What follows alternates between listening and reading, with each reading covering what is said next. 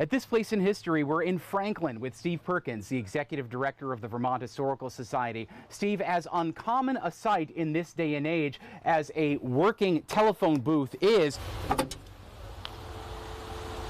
it's not the booth's presence, but rather the utility company that keeps it operational that brings us here. Yeah, Mike, I'm really excited. We're going to go inside. This is the Franklin Telephone Company, and we're going to talk to Hugh Gates, who's a third-generation owner of this company. And in fact, it's one of the oldest family-owned telephone companies in the state of Vermont. Your grandfather founded the company. Charles Winslow Gates. It was to make communications better between his store, the Farmers Exchange, and the railroad depot at North Sheldon, which he had used telegraph, I'm led to believe.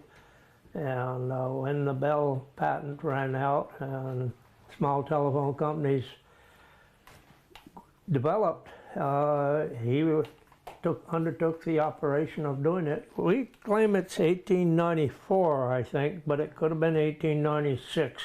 Somewhere we've got some documentation, but we're not very good about keeping track of everything.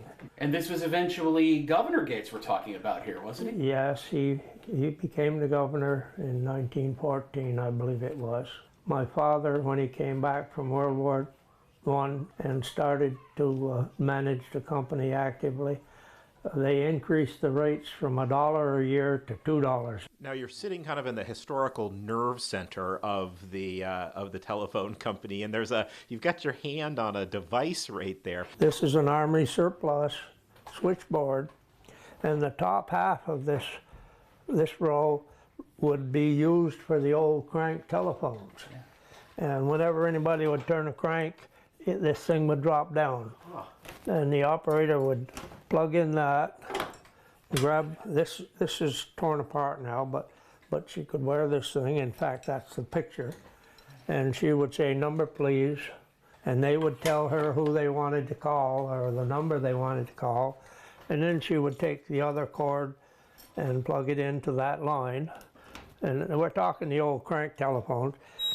And she would turn her crank here and signal on that line.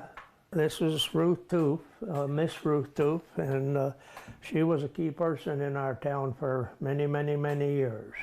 But nowadays, my daughter's got it in there where they don't even have two wires, they have a fiber optic. I got to thinking, I guess I've been in the business for about 75 years or more. Actually, it's more. I guess it's closer to 80 years because I started as soon as my father came home from the service. My daughter is the manager and her husband. And then we have a niece a great niece, who is her office assistant. Both of my brothers ran the company for periods of time for us. One of my sisters was a telephone operator, I remember. So if people want to learn more about the company and the equipment you have here, what would you recommend they do? I suppose they could call the office here and they'd tell them how to get hold of me. Making connections with Franklin Telephone. At this place in history.